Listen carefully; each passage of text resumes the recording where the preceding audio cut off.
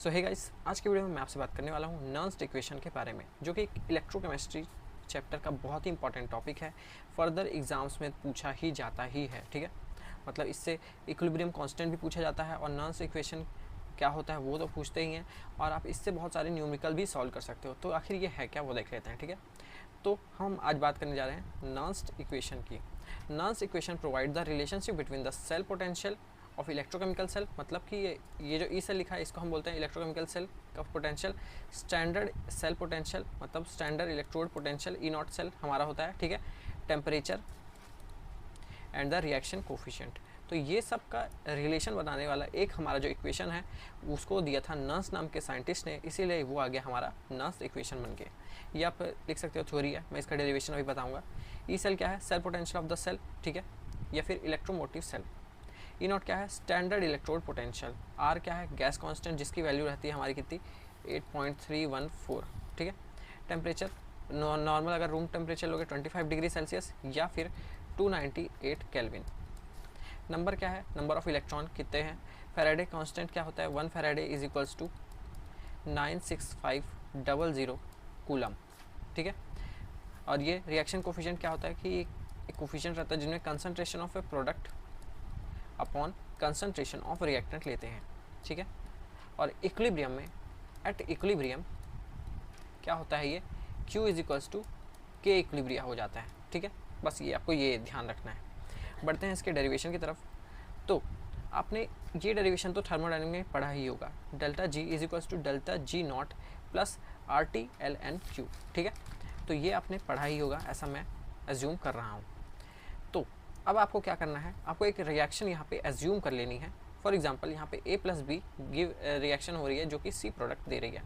तो इसका अगर हम रिएक्शन कोफिशिएंट लिखें, मतलब कि concentration of product divided by concentration of the reactant, ठीक है, जिसको आप एक्टिविटी के रूप में भी लिख सकते हो।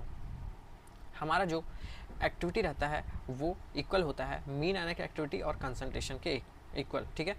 लेकिन जब आप रिएक्शन कोफिशिएंट लिखते हो या फिर कोशेंट लिखते हो तो आखिर यहाँ पे कंसंट्रेशन बस क्यों आता है, एक्टिविटी क्यों नहीं आता?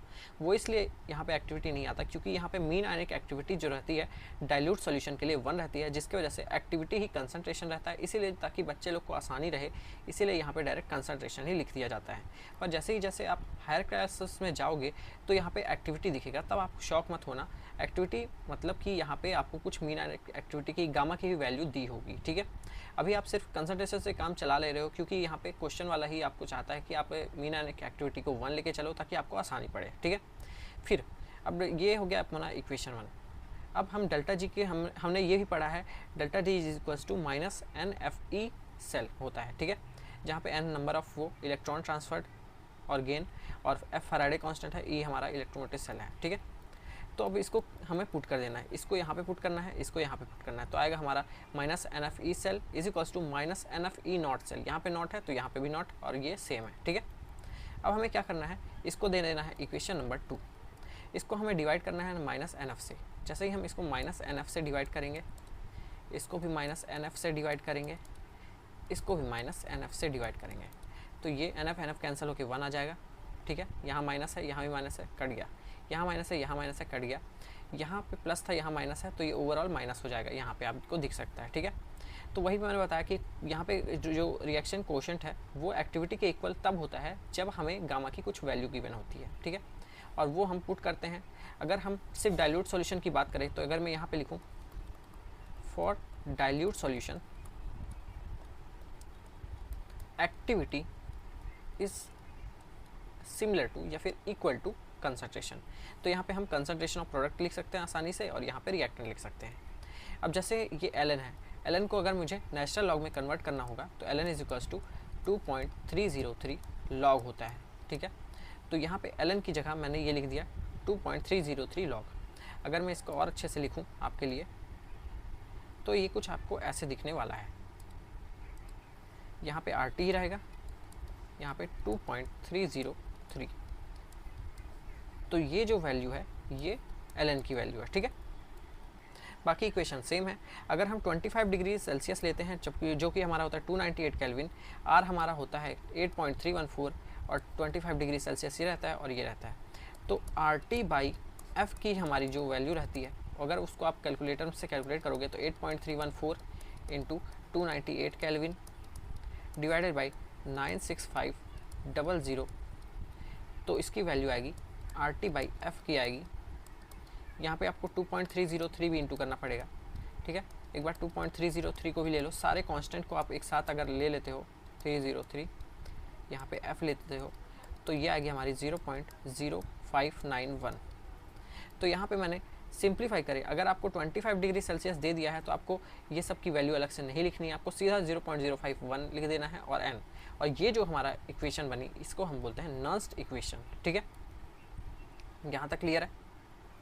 और उसके अगर हम बात करें इसके केस की, तो इक्विलिब्रियम कंडीशन में क्या होता है, हमारा जो सेल रहता है वो स्टॉप कर देता है वर्किंग, जिसकी वजह से हमारा ई सेल हो जाता है ज़ीरो और ई नॉट सेल ज़ीरो नहीं होता। क्यों नहीं होता? क्योंकि ये हाफ सेल के लिए भी रहता है और ये फुल सेल के लिए रहता है।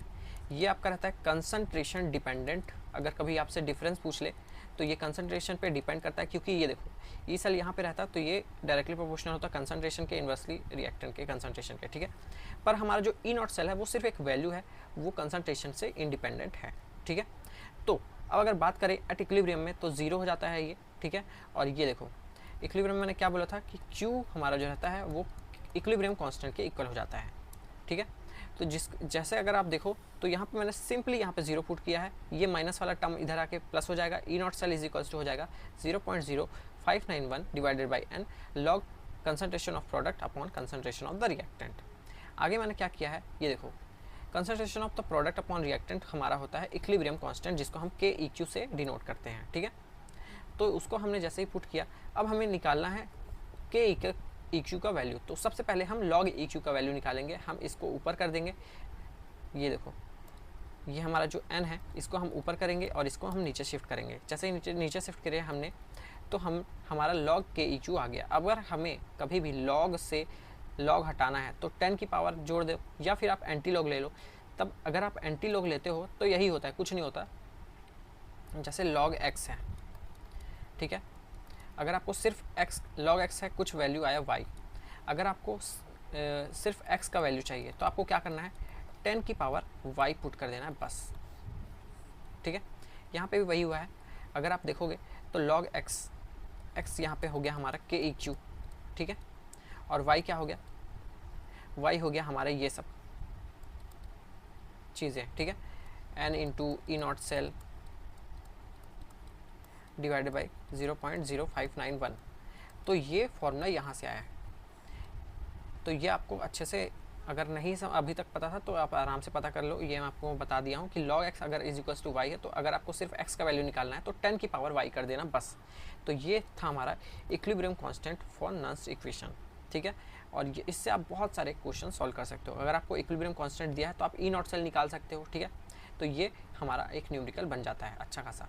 सो गाइस ये था छोटा सा वीडियो। अगर वीडियो अच्छा लगा इसको लाइक कर देना, चैनल को सब्सक्राइब कर देना। मिलते हैं नेक्स्ट किसी वीडियो में, तब तक के लिए बाय बाय।